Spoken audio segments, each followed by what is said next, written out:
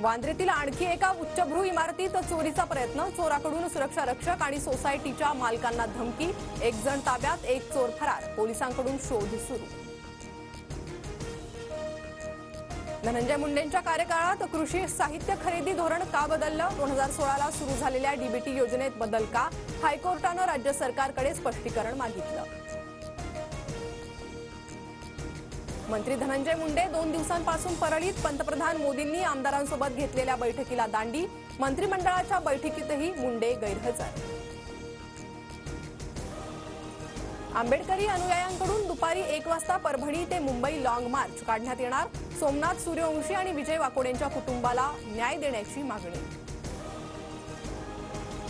वाल्मिक कराडच्या जामिनाला सीआयडीचा विरोध, कराड बाहेर आल्यास पुराव्यांची छेडछाड करू शकतो, देशमुख कुटुंबियावरही दबाव टाकण्याची शक्यता, जामीन अर्ज फेटाळून लावण्याची सीआयडीची मागणी।